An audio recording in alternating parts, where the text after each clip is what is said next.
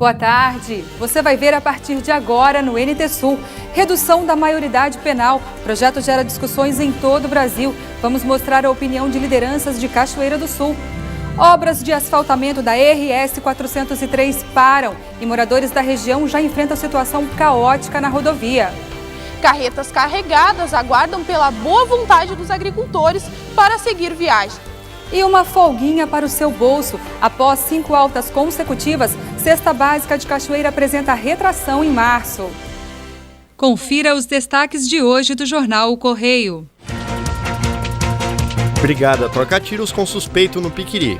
A Brigada Militar trocou tiros com um suspeito de violência doméstica entre a noite de domingo e a madrugada de ontem na Vila Carraro, Piquiri. O confronto ocorreu no momento em que os PMs deixavam a vítima em casa após registro de ocorrência na Polícia Civil. Um dos tiros atingiu a lataria da viatura, mas ninguém se feriu. O homem acabou sendo preso e responderá por tentativa de homicídio, porte ilegal de arma, disparo de arma de fogo e violência doméstica com base na Lei Maria da Penha. Na tarde de ontem foi realizado um protesto que culminou com o fechamento do trânsito na estrada ERS 403. A manifestação foi pela paralisação das obras de asfaltamento do atoleiro, resultado da chuvarada de sábado à noite. O barro de cerca de 50 centímetros de altura foi a gota d'água para que a comunidade do Capão do Valo, Bexiga e moradores da estrada que liga Cachoeira à Candelária perdessem a paciência e decidissem pela interrupção da estrada para chamar a atenção dos poderes públicos. O jornal O Correio está lançando mais um produto no mercado. Trata-se do O Correio Rural, um mix de matérias, reportagens e informações para quem vive direta ou indiretamente o universo do agronegócio. Com 16 páginas, o suplemento traz informações atualizadas do agronegócio em Cachoeira, no Rio Grande do Sul e no país. Produzido pelo jornalista Milo Silveira, que há quase 10 anos acompanha editorialmente o agronegócio local, nacional e regional, o caderno, que está encartado na edição de hoje do jornal O Correio, traz como assunto principal a várzea e seus usos múltiplos.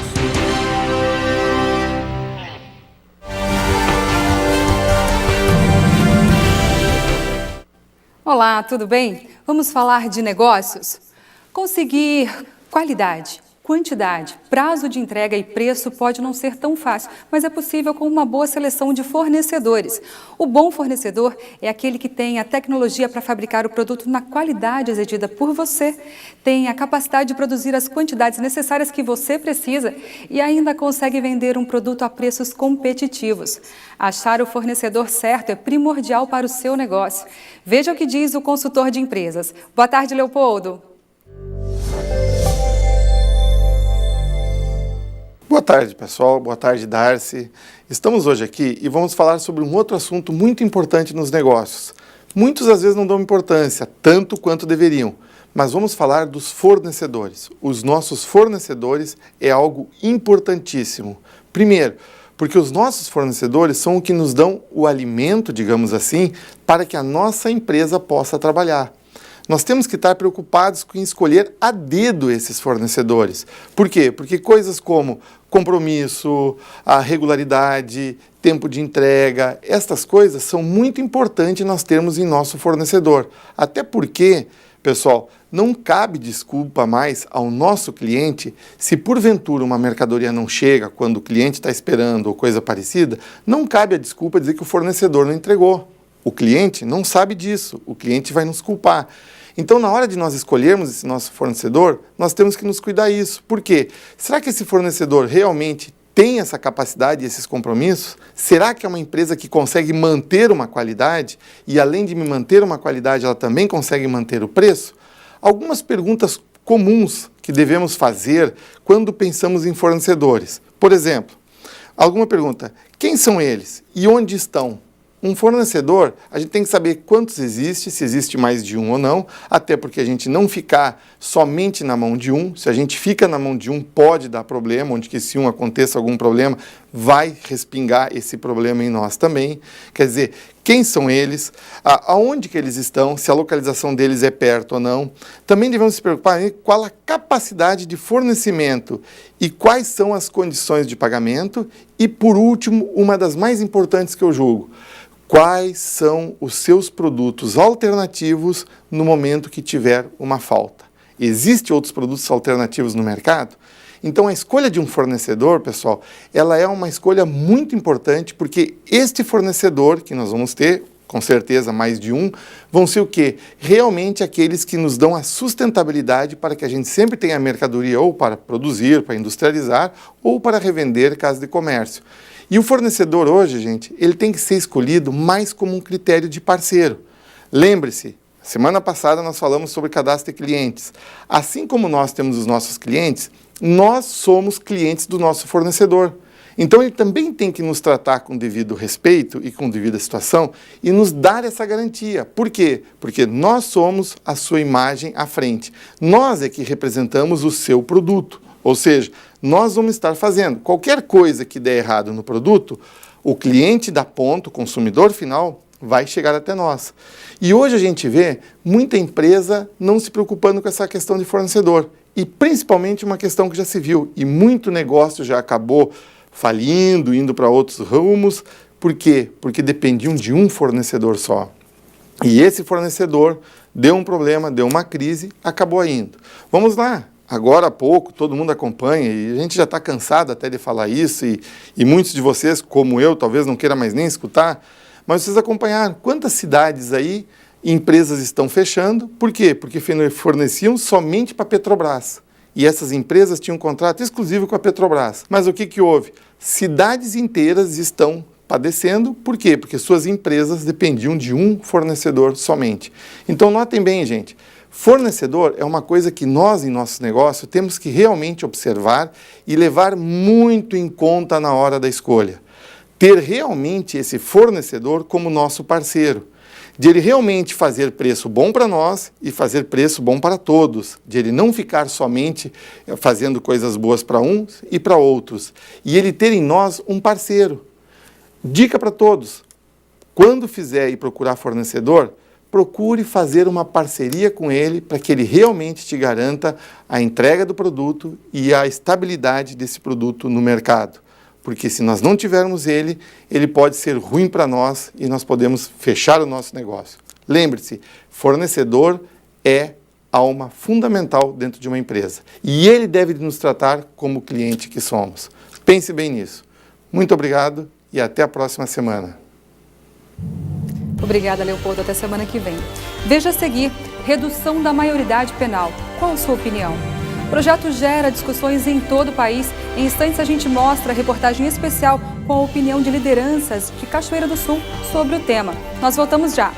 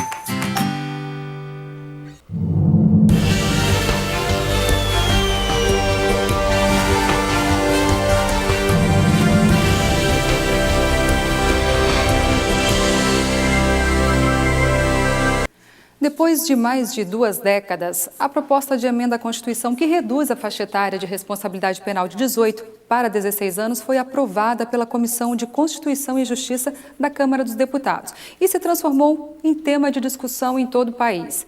Amanhã, uma comissão especial com 27 deputados será instalada em Brasília para debater e elaborar um parecer sobre o tema que ainda deverá, caso seja aprovado, passar pelo Senado. No Brasil, são cerca de 22 mil jovens cumprindo medidas socioeducativas. Aqui no Rio Grande do Sul, são 1.100, sendo que 900 deles possuem idade entre 16 e 18 anos. Se a redução da maioridade penal para 16 anos já estivesse em vigor, esses jovens estariam em um presídio. Segundo o relatório de 2014 do Conselho Nacional de Justiça, o Brasil é o 3º país no mundo com maior população carcerária. São em torno de 716 mil presidiários. A Justiça porto-alegrense calcula que é de 4% o percentual de adolescentes infratores em relação a este número. Para o comandante do 35º Batalhão de Polícia Militar de Cachoeira do Sul, Major Soligo, o foco para a redução da criminalidade juvenil no país está na execução das penas para adultos e adolescentes. No meu entendimento, hoje o nosso problema é a questão da execução das penas. Tanto a lei maior para os maiores quanto o Estatuto da Criança tem dispositivos muito bons que, infelizmente, por falta de estrutura, a gente não coloca em prática, né? Na parte do ECA, as medidas socioeducativas para tentar trazer esse adolescente, né, a não reincidir, ressocializá-lo, da mesma forma como as penas maiores, a gente não está conseguindo fazer essa ressocialização desta pessoa que comete um delito. Ela acaba indo ao sistema prisional, por lá permanece um tempo e de lá não sai, vamos dizer assim, ressocializada, sai novamente para, então, cometer delitos. Então, eu vejo que essa redução ela não terá um efeito positivo se a gente também não pensar nessa questão da ressocialização, de readequarmos a nossa estrutura para o cumprimento das penas, sejam elas, né, para os maiores ou para os menores. O titular da Delegacia de Proteção à Criança e Adolescente, delegado Milese, teme que a aprovação da PEC 171 resulte na formação de novos criminosos. O que ocorre é que existe uma desproporção entre o período de internação com a prática de determinados atos, né? Mas isso pode ser corrigido através de uma lei, né, que aumente o período de internação, que traga consequências mais graves, né, para a prática de certos atos. Mas eu não vejo a questão de punir com o Código Penal os adolescentes, né, de punir de uma forma mais grave os adolescentes como sendo uma alternativa que vai mostrar resultado eficaz, né? O que vai acontecer é que vai se expor daqui a pouco um adolescente que não tem estrutura psicológica, não tem estrutura mental, a organizações criminosas, vai tornar o adolescente ainda mais vulnerável diante de determinadas situações. E eu não entendo isso como benéfico para a sociedade. Mais importante do que uma opinião formada sobre se ela é aconselhável ou não, é se propor uma discussão para a sociedade. O que eu quero dizer com isso?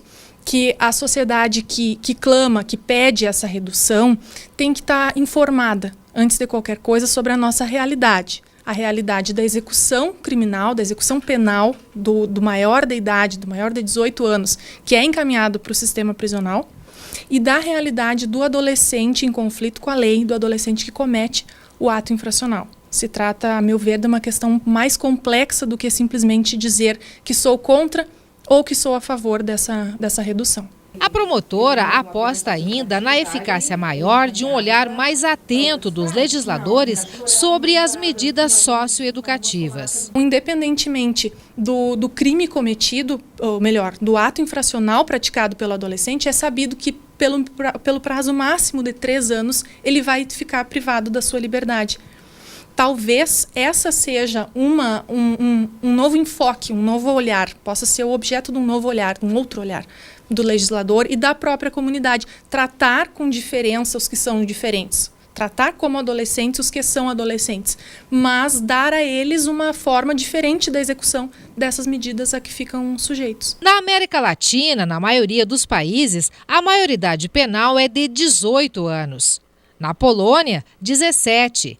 Alemanha, 14 anos. No Reino Unido, 10 anos. Já na Tailândia, Paquistão, Nigéria e Sudão, infratores com 7 anos de idade já são responsabilizados. Segundo o levantamento realizado pela Organização das Nações Unidas em 57 países, apenas 17% deles consideram jovens com idade inferior a 18 anos como legalmente adultos. Aqui no Brasil, pesquisa realizada ano passado pelo IBOPE revela que 83% dos brasileiros são favoráveis à redução da maioridade penal para 16 anos. E aqui em Cachoeira do Sul, essa tendência se confirma, pelo menos na opinião das ruas. Porque com 16 anos, vocês têm condições de tirar a vida de um inocente? E eles são obrigados a pagar o que eles fazem. Agora, se eles têm direito a votar, né, a matar, a roubar, fazer o que eles querem, eles têm que fazer, cumprir o que eles fizeram. O que acontece, a maioria das vezes, é com os menores de idade. Os maiores fazem e botam a culpa no menor, porque para o menor não acontece nada. A lei existe, a lei não é aplicada. E se for aplicada, não tem como, porque não tem aonde colocar esse povo lá dentro. Tanto jovem como adulto, ladrão, uma série de coisas. Olha, Deus nos fará juro que seja aplicada essa lei e que ela seja executada conforme é o projeto. A partir do momento que ele já tem idade, capacidade para sair cometendo crimes, né, com 16 anos já sabe o que é certo e o que é errado. Então eu acho uma ótima já poder ser preso, assim. As famílias já vêm carentes, precisando de ajuda, então não adianta nós mudar uma lei se nós não consertamos o que já está acontecendo, que vem de berço já. Se ele cometeu o crime, ele tem que ser preso. As pessoas vão pensar mais antes de cometer um crime. Às vezes é cada coisa horrível que a gente vê na TV e não acredita, né? Então eu acho que vai diminuir bastante. Bastante vai diminuir. Eu acho que é uma boa, porque tem muito adolescente que comete um crime e não é punido, vai para casa de detenção lá, depois volta para a rua. Apesar dos mais de 22 anos de tramitação do projeto em Brasília, a redução da maioridade penal de 18 para 16 anos no país ainda vai gerar muita discussão. Muitos aspectos terão de ser analisados e, enquanto isso, muitas opiniões se formarão ou serão mudadas. E afora o clamor popular pela efetivação da PEC 171, percebe-se que alguns dos que vivenciam o dia a dia da justiça brasileira ainda estão cautelosos. Reduzir a idade penal e reconhecer que um adolescente com 16 anos pode cometer um crime de homicídio, de furto, de roubo, implica também reconhecer que ele pode ser preso preventivamente ou definitivamente. E com isso ser encaminhado ao sistema prisional do nosso país. E esse sistema a gente acompanha diariamente pelo noticiário e, no caso do Ministério Público, nas suas fiscalizações mensais aos estabelecimentos de execução penal, a gente acompanha que é um sistema que tem muitas carências, é um sistema muito deficitário. Embora ele seja amparado pela lei de execução penal, que tem uma finalidade de reeducação, uma finalidade de assistência moral, religiosa, enfim, ele é um sistema que ele não atende totalmente o preso. É uma série de problemas que não vai ser através do aumento da punição que vai surtir efeito, né? O que vai surtir efeito, no caso, é um cuidado mais amplo, né, dessas pessoas que atualmente não se encontram desamparadas, né, tanto por parte da família quanto pelo Estado. E aí sim, eu acho que a gente vai visualizar, vai perceber um efeito concreto nessa situação. O dia em Cachoeira do Sul começou com sol e céu azul. Não tem previsão de chuva. A temperatura mínima registrada pela manhã foi de 12 graus e à tarde a máxima deve chegar aos 23. Para quarta-feira, a previsão também é de tempo bom e sem possibilidade de chuva, mínima de 14 e máxima de 25 graus.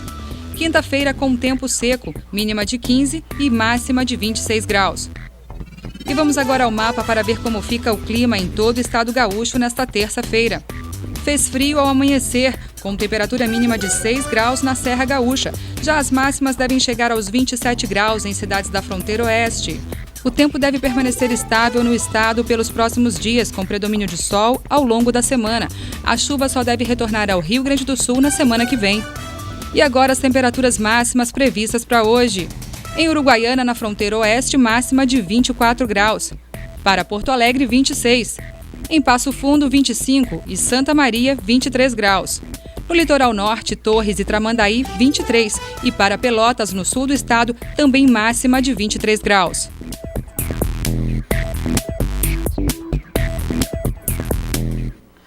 Veja depois do intervalo. Moradores da localidade de Capão do Valo estão impossibilitados de trafegar no trecho que está em obras na RS 403. Carretas carregadas aguardam pela boa vontade dos agricultores para seguir viagem. E ainda, o coordenador de trânsito de Cachoeira dá explicações sobre multas aplicadas em protestos do dia 5 de março. É logo depois do intervalo.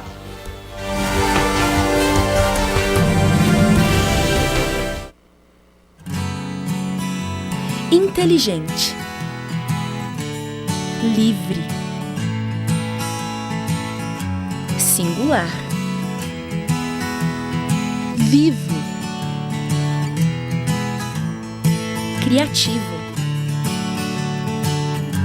amoroso, cuidadoso. Você, a imagem e semelhança de Deus.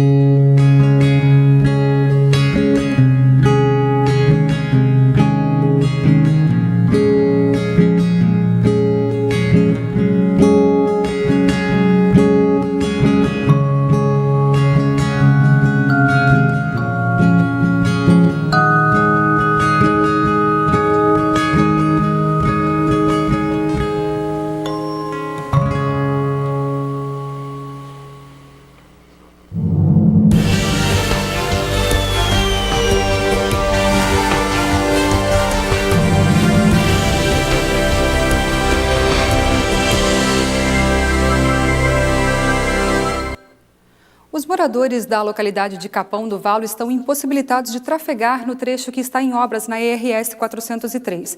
Com a chuva do último domingo, a estrada que faz ligação de Cachoeira do Sul com Candelária e Rio Pardo tem lama, muito barro e nenhum cascalho. A situação por lá é ainda pior porque as máquinas que faziam os reparos foram retiradas pela empresa Compassul desde o dia 28 de março. Veja na reportagem de Gabriela Belo. A estrada se encontra em péssimo estado. Os moradores temiam que, com a chegada da chuva, o trânsito fosse impedido. E não precisou muito. Agora a terra vermelha pegajosa se acumula nos pneus. Eu saí para ir para a cidade e cheguei aqui, já está tudo parado, atolado aí, eu estou engatado também. Não sei quando retornemos para a lavoura. O ônibus escolar que tentou passar ficou atolado. E para sair, o trator teve de resgatá-lo. Mas nós já puxamos já bastante. Amanhã eu vim de Cachoeira, caminhonete. Se não era tracionada, não passava. Passei porque é tracionada. Aí tem que sair com o trator, mas levar o correntão junto. Sem dúvida. Hoje de manhã já me ajudaram puxando o caminhão de lá. A gente depende dos lavoureiros. Hein? Os moradores da localidade cansaram de puxar com tratores agrícolas todos os veículos que precisam passar.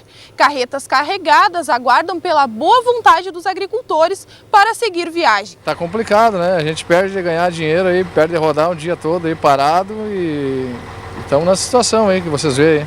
Todo mundo atolado esperando uma decisão aí para vir alguma máquina puxar nós aí. Destino Porto de Rio Grande, no fim tem que virar a noite correndo aí por atraso de estrada ruim aí. Segundo o secretário de Transportes do Estado, a obra que já passou por 4 governos deve ser concluída. E nós, juntamente com o DER, priorizamos entre as estradas que tem que ter continuidade. Agora, prazo só se faz quando se tem orçamento adequado para isso. E hoje o Estado se encontra numa situação muito difícil, nós temos que procurar alternativas para dar continuidade a essas obras que são muito importantes para a comunidade. Durante os 8 meses que a empresa trabalhou, foram asfaltados sem que fosse colocada a camada final, 1,7 km. E sou um morador daqui há muitos anos. Já vi esse começo desse asfalto aí, faz 20 anos que começou e de Cachoeira até aqui não chegou aqui ainda, né? E a minha casa é ali agora, eu achei que agora ia chegar, faltava só um pouquinho, né? Dá para sair de carro e não sujar o carro até Cachoeira, mas agora ainda não dá. E agora eles deixaram esse aqui só com aquela brita aí que ele pode areia em cima de brita, aquilo ali vai sair tudo, as pedras vai ficar tudo aparecendo agora de fora ali, né? E vai cortar pneu e vai dar prejuízo, né? Em nota, o governo do estado afirmou que os reparos do trecho não pavimentado do quilômetro 18 ao 44 devem seguir assim que as condições climáticas forem favoráveis e evita falar sobre paralisações das obras. E também por meio de nota, o DAER informou que a ERS 403 é tratada como um dos projetos prioritários do atual governo. A empresa Compasul retirou o maquinário da estrada porque aguarda o repasse de recursos para seguir a obra do lote 2. O DAER informa ainda que o contrato segue em vigência e está tratando da liberação desses recursos junto ao BNDES. A verba deve ser disponibilizada em breve e vai garantir que o cronograma siga sem interrupções, pelo menos até o final do ano. Eu fico imaginando. E os projetos que não são prioritários, como será que ficam? Melhor mudar de assunto, não? Hoje é Dia Mundial da Saúde, um dia de conscientização sobre qualidade de vida e os diferentes fatores que afetam a saúde da população. A Ubra Campus Cachoeira do Sul realiza atividade especial alusiva à data. Lena Caetano, que atividade vai ser essa? Darcy, na verdade, a cada mês, os acadêmicos do curso de enfermagem são desafiados a escolherem uma data e um tema relacionado à saúde para a elaboração de um trabalho diferente. E neste mês de abril, o Dia Mundial da Saúde foi a data escolhida. Eu vou conversar um pouquinho sobre isso com a coordenadora do curso, a professora Dilma Machado, que vai nos dar maiores informações sobre esta atividade. Boa tarde, professora. Boa tarde. Como tu disseste, então, a cada mês, os nossos acadêmicos eles estão convidados a participar de atividades diferenciadas, né, que possam trazer informações não só para os colegas ou a comunidade universitária, mas também para as pessoas que assistem os trabalhos, né. Ele é aberto, então, à comunidade, como falei. Esse mês de abril, então, no dia 7, nós comemoramos o Dia Mundial, então, da Saúde, que foi criado pela OMS, Organização Mundial de Saúde, e a cada ano tem uma temática, né? A temática desse ano é a alimentação saudável. Nós não limitamos apenas ao tema alimentação, deixamos a criatividade por conta dos acadêmicos, que são os acadêmicos, então, do primeiro e segundo semestres, que têm, então, a incumbência de construir painéis alusivos que são colocados aqui no saguão da universidade, com a finalidade de orientar as pessoas, não é, sobre as diversas temáticas, porque, como a gente sabe, hoje em dia, a parte preventiva é que se deve dar ênfase, né? Então, todos os profissionais da área da saúde, independente de qual seja a área, eles têm essa função, a de prevenção. E a nossa ideia é essa, né, que a gente, de alguma forma, possa atingir as pessoas que chegam aqui, né, e que se interessem, então, pelo nosso trabalho. E, de outro lado, nós estamos também fazendo com que os nossos acadêmicos participem, não fiquem somente com a teoria, né, que eles participem, que eles semeiem, né, os conhecimentos adquiridos em sala de aula.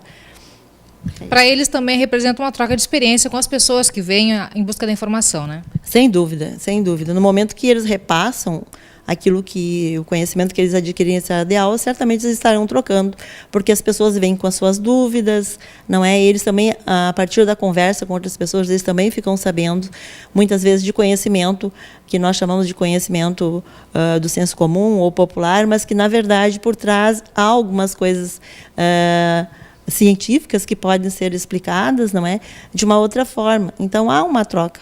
É muito bonito isso. A partir de que horário essa atividade vai se desenvolver?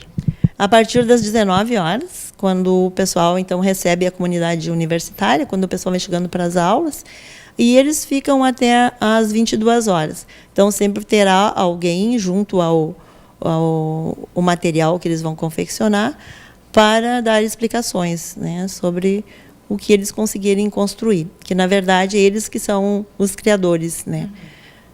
Atividade, então, para os acadêmicos da UBRA e também para toda a comunidade. Toda a comunidade que se interessar pelo tema saúde. Então tá, convite feito. Logo mais, então, a partir das 19 horas, na Universidade Luterana do Brasil, na UBRA, essa atividade especial alusiva ao Dia Mundial da Saúde. Darcy. Obrigada, Lena. E agora vamos ver entrevista com o coordenador de trânsito de Cachoeira do Sul, Oberdan Pinto. Ele justifica o motivo da demora da empresa de transportes Nossa Senhora das Graças em assumir as linhas interdistritais para São Lourenço e Três Vendas. E ainda o que levou os agentes de trânsito a autuar os manifestantes durante a mobilização do dia 5 de março aqui no município. Oberdan, na última quinta-feira pela manhã ocorreu uma reunião entre vocês do setor de trânsito e a diretoria do Transportes Nossa Senhora das Graças. Conforme foi acertado nesta reunião, faltavam ainda algumas documentações, tanto do veículo, dos veículos, né, quanto dos condutores. Então, conforme lá na reunião, a gente achou melhor, em comum acordo, decidir uma nova data, até para dar o prazo para a empresa conseguir se organizar com toda a documentação necessária, documentação que é exigida aqui pelo setor de trânsito e que também consta no contrato, né? Então, para ter esse espaço maior, foi decidido que a partir do dia 16 deste mês agora, inicia a operação das linhas Cachoeira do Sul Água Morna e Cachoeira do Sul São Lourenço, né?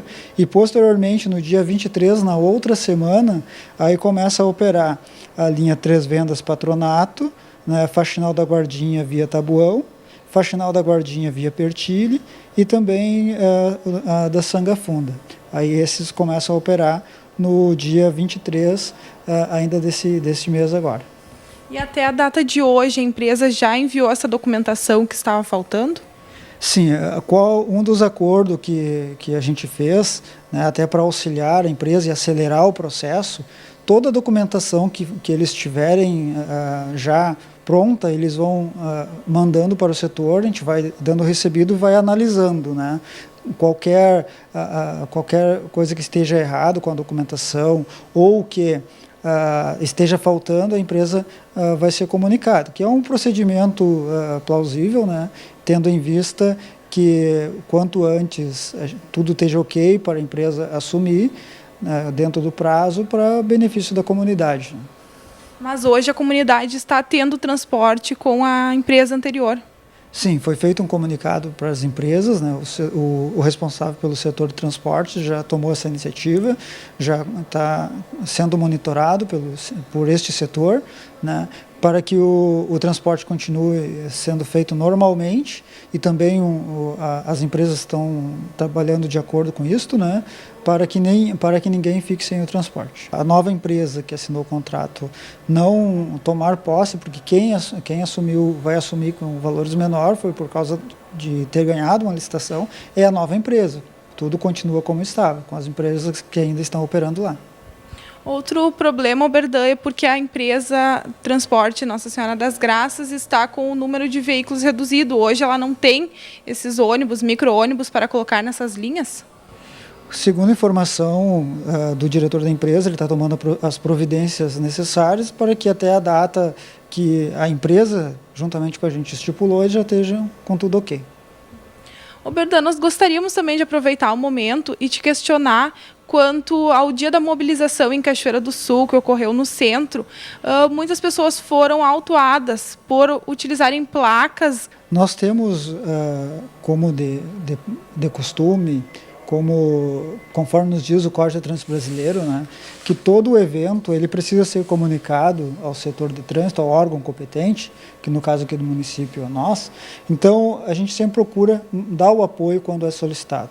Neste caso específico, o pedido de apoio, na verdade, não foi bem um pedido de apoio, foi uma informação que teria um evento, essa informação nos chegou no próprio dia do evento. Então, uma das coisas que a gente está frisando, nós não tivemos um tempo hábil para montar uma grande operação, para fazer um reforço na escala, tanto para conseguir dar um apoio melhor, tanto também a gente não fez uma escala diferenciada para coibir qualquer tipo de ação. O que foi feito nesses dias foi deslocado as pessoas, os agentes de trânsito que estavam na escala normal de serviço, né, no horário previsto, a gente deslocou em pontos estratégicos para que fosse ordenado o trânsito, segurado o semáforo. Principalmente a gente colocou 7 agentes que tinham de serviço nesse dia, foram deslocados os 7 para dar apoio para o evento, né?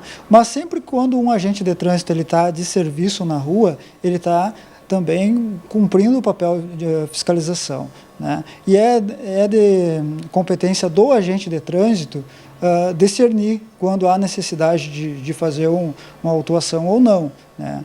Jurisprudência é de capacidade do agente, é algo discricionário do agente, né? Neste caso específico, foram feitas algumas autuações, foi o agente que julgou necessário. Segundo a análise que nós já fizemos, já temos feito levantamento de dados da ocasião, tudo está perante a lei, né? Claro que está dando uma repercussão por se tratar de um evento de manifestação, mas já é de praxe do setor de trânsito sempre colocar agentes de trânsito em pontos estratégicos, onde tem maior índice de volume de veículos, né, para evitar ali transtornos. Nós temos um exemplo do dia 20 de setembro, onde tem o desfile referente ao Dia do Gaúcho. Nós temos exemplos que pessoas foram autuadas nesse dia, né, no perímetro onde estava acontecendo o evento, pessoas que cometeram alguma infração de trânsito e foram autuadas, né? Também, dia 7 de setembro, tivemos situações também onde nós fomos buscar registro que pessoas foram autuadas também no perímetro onde foi feito este evento, dia 7 de setembro, desfile. Carnaval também, né? Então, aonde tem agente de trânsito na rua, ele verificando a situação de infração, ele tem a liberdade, né, de fazer o trabalho dele, de tomar as medidas cabíveis. Se no caso lavrar um auto da infração, tranquilo, ele tem toda a liberdade para isso. Não é nós que não é tanto a autoridade de trânsito quanto prefeito ou qualquer outra pessoa política que vai dizer o que ele deve fazer ou não em relação às multas, né? Mas, e outro detalhe que é bem importante a gente frisar, que se trata de um auto de infração. A pessoa que foi autuada, ou as pessoas que foram autuadas, elas têm o direito da defesa, né? Elas têm 3 instâncias para buscar essa defesa. Tem a defesa prévia, depois tem a defesa o recurso, né, junto à Jari, e tem mais a outra instância, que é a nível estadual, que é a defesa junto ao CETRAN. Então, nenhum direito está sendo tirado das pessoas, né? Não está sendo feito... Tudo que foi feito até agora, nada está sendo feito fora da lei. Nós temos o Código de Trânsito que nos dá o amparo, né? E cabe agora, a partir desse momento, nós analisarmos, né?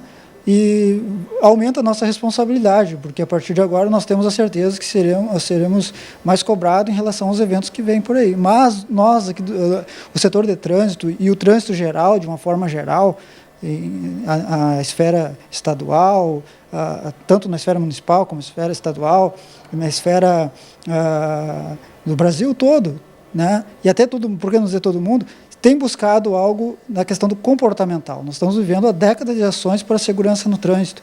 Isso está tão arraigado no nosso meio da questão comportamental que passou despercebido a questão protesto, mas sim pessoas na rua. Então, eu acredito que os agentes de trânsito estão fazendo um excelente trabalho, independente, muitas coisas têm que ser analisadas, com certeza, mas como eu falei, eu acredito que a partir de agora aumenta a nossa responsabilidade e temos que ter bastante maturidade para agir com essa situação.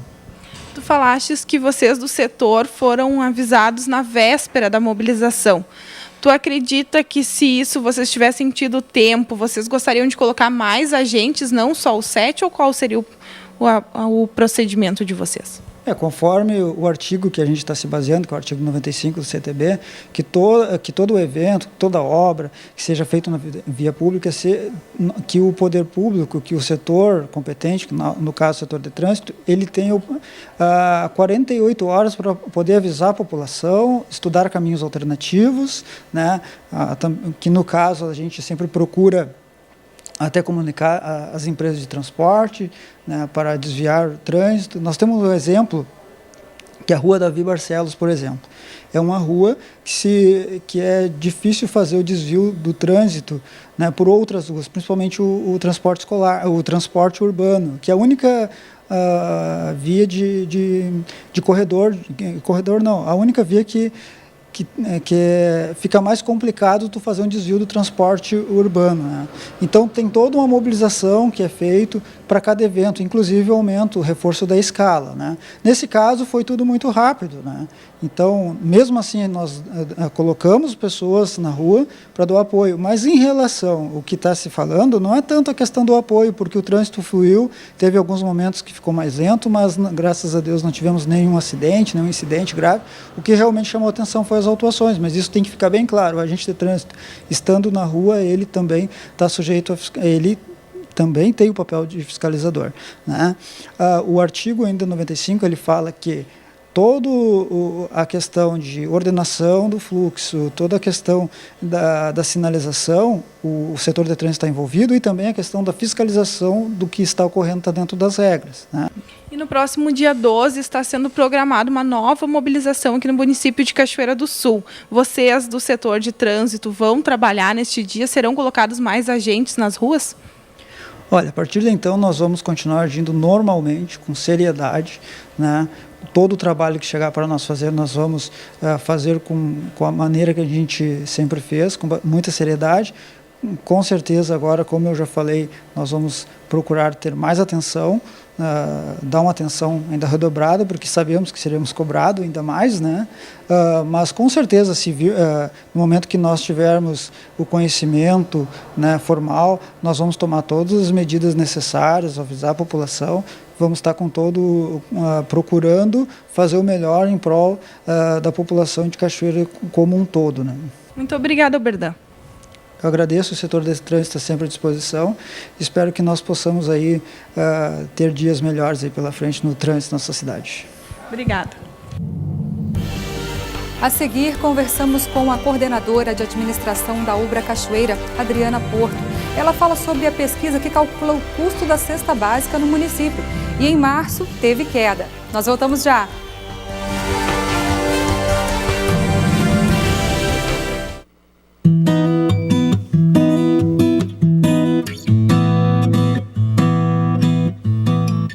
Cachorros te ajudam com exercícios físicos.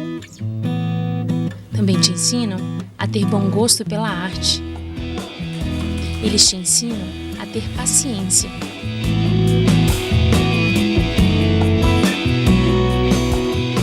Cachorros também te ensinam a amar.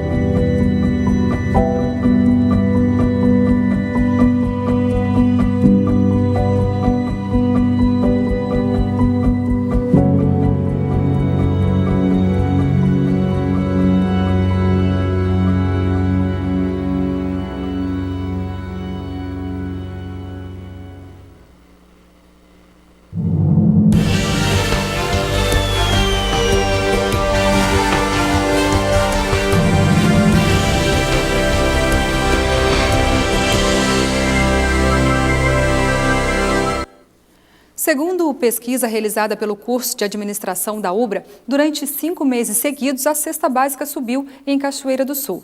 Agora, em março, uma boa notícia para os cachoeirenses. A cesta registrou queda. Veja a entrevista com a coordenadora da pesquisa. Nós vamos conversar agora aqui no NT Sul com a professora Adriana Porto. Professora Adriana, boa tarde. Boa tarde. A professora Adriana é coordenadora do curso de administração da Universidade Luterana do Brasil, a unidade aqui de Cachoeira do Sul. E o curso de administração aqui da universidade tem uma ferramenta muito interessante, que é um controle, uma pesquisa mensal sobre o custo da cesta básica em Cachoeira do Sul. A cesta básica que veio tendo uma elevação, né, no seu preço nos 2 primeiros meses de 2015. Muitas pessoas até ficando preocupadas, professora. E aí, no terceiro mês, março, como que ficou o resultado da cesta básica de Cachoeira do Sul? E este susto, né, Daniel, não só pelos primeiros 2 meses, mas também pelos últimos 3 meses de 2014. Então, nós tivemos aí 5 meses de altas consecutivas no valor da cesta básica dos produtos aí que os cachoeirenses consomem. Só que agora, em março, nós tivemos uma boa notícia, apesar de ser aí um índice até pequeno, mas nós tivemos uma retração no valor da cesta básica, comparando março em relação a fevereiro ao mês anterior, a fevereiro. Então nós tivemos aí uma retração de 1,66%. Caiu bem. No valor da cesta básica. Agora, professora, dá para a gente descrever por alto quais foram os vilões do mês, professora? Nós tivemos os aumentos mais significativos, né? Amido de milho, pasta dental, óleo de soja, o amido de milho, por exemplo, com 25% de aumento, considerando sempre o mês anterior, né? Claro. Fermento, café, farinha de trigo, margarina, enfim, foram alguns dos itens que aumentaram em relação ao mês anterior. Tivemos quedas também, que são importantes de serem comentadas, e essas quedas ficaram muito em função dos produtos hortifrutigranjeiros, até mesmo porque nós estamos entrando aí num período de disponibilidade desses produtos, e isso faz com que os preços, então, diminuam, né, e fiquem mais acessíveis. Quedas mais significativas, para que a gente não fale só nos aumentos significativos. Batata doce, repolho, beterraba, maçã, cenoura. O tomate, que foi o vilão aí do ano anterior, apresentou aí queda de 25%. Vou lhe pedir para você contextualizar para a gente esse aspecto da pesquisa. Você me falava antes que ela existe desde 1999, isso? Exatamente. Essa pesquisa foi idealizada pelo nosso professor João Luiz Barquet, ele é economista. Ele iniciou com uma pesquisa de orçamento familiar, ele pesquisou famílias cachoeirenses e o consumo durante um mês de produtos de alimentação, limpeza e higiene. São esses 3 grandes grupos que nós pesquisamos na cesta básica. Ele acompanhou e identificou as cotas de consumo para uma família de 4 pessoas. E a partir dessa primeira pesquisa de orçamento familiar, então se deu início a essa pesquisa que a gente chama de cesta básica. Então nós fazemos mensalmente a pesquisa do cesto de produtos de consumo popular de Cachoeira do Sul. E em fevereiro o valor estava em 867,45. Então, uma queda de mais ou menos, né, de um mês para o outro, aí de R$10. Explica para a gente essa diferença aí, professora. Para estes cálculos, né, de inflação, existem mais itens que compõem os índices inflacionários. Então, um dos itens é a alimentação. É a alimentação, produtos, né, de higiene, produtos de limpeza que as pessoas, então, consomem. É um dos itens. Então, nós não podemos afirmar somente com estes itens, né? Porque nós temos outras questões que são consideradas para a definição dos índices inflacionários, como transporte, a questão de habitação, né? E outras questões que fazem parte, educação, enfim, que fazem parte do nosso dia a dia. Mas a alimentação, como é algo básico, e se ela apresenta um determinado comportamento de alta ou diminuição, pode ser uma tendência. Já nos dá uma indicação do que pode acontecer, né, no mês em termos de inflação, mas não podemos afirmar aí essa ligação direta entre a cesta básica índice inflacionário. Queria que a professora falasse um pouquinho mais para a gente sobre como que é feita essa pesquisa. São os alunos que fazem essa tomada de preços, que montam uma planilha. Como que funciona, professora Adriana? Essa questão ela é bem interessante porque nós temos um método rigoroso em relação a esta coleta de dados. A coleta ela é realizada por 2 acadêmicos do curso de administração aqui da UBRA Cachoeira do Sul. Eles visitam 13 empreendimentos supermercadistas, 3 supermercados. Sim. Nós não divulgamos os nomes Quais dos são os supermercados. Não é a intenção expor o supermercado A, o supermercado B ou C, e sim somente coletar os dados. Então, quando vem até a coordenação as planilhas, nós não temos nem os nomes, nós temos A, B e C. São sempre os mesmos 3 supermercados que são definidos pelo seu tamanho, né? Pelo porte. Pelo porte do empreendimento.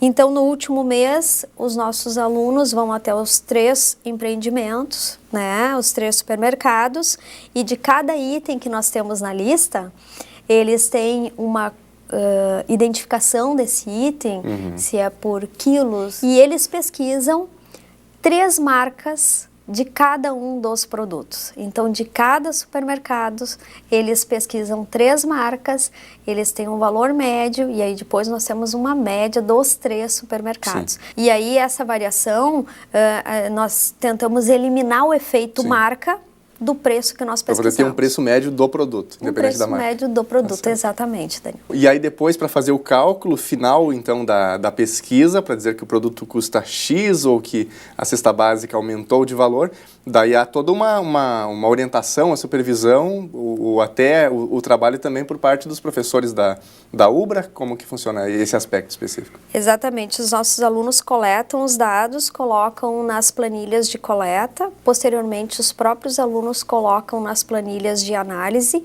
e essas planilhas de análise são encaminhadas para os professores.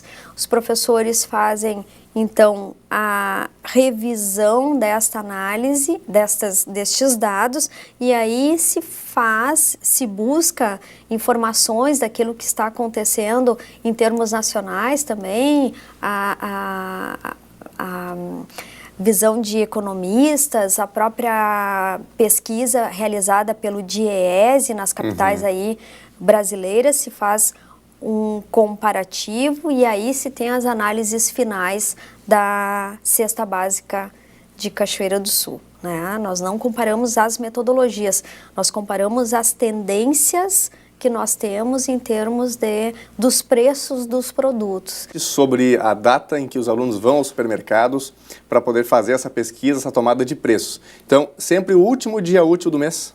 Sempre o último dia útil do mês, os nossos alunos vão aos 3 supermercados, no mesmo dia pesquisam 75 produtos, e de cada produto eles pesquisam 3 marcas, para que nós tenhamos então aí um valor próximo e sem o viés, né, de marcas e de outros fatores que influenciam os preços dos produtos. Sim.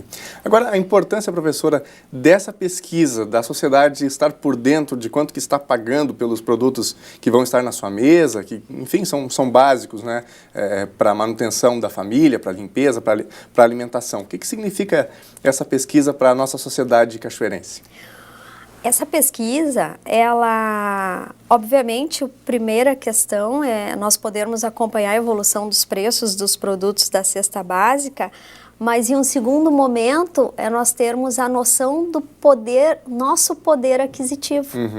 Porque no momento que os valores da cesta básica eles aumentam, o nosso poder aquisitivo diminui. Você acha que nós estamos mais ou menos dentro de um padrão de estado ou de país, no caso do custo da nossa cesta básica, ou a nossa cesta está custando mais do que normalmente custa em outras regiões? Não sei se há a possibilidade de se fazer esse comparativo. Como nós temos pesquisas com metodologias diferentes, muitas vezes é difícil a gente fazer esse comparativo. Nós verificamos que a pesquisa aqui de Cachoeira do Sul segue uma tendência que nós encontramos, por exemplo, para os resultados da pesquisa do DIEESE para Porto Alegre. A professora falava que 2 alunos são utilizados, ou eles que fazem essa tomada de preços, outros alunos se envolvem também? Ou como que vocês fazem a escolha desses alunos? É também algo aleatório? É um projeto que eles podem aderir voluntariamente? Como que vocês trabalham?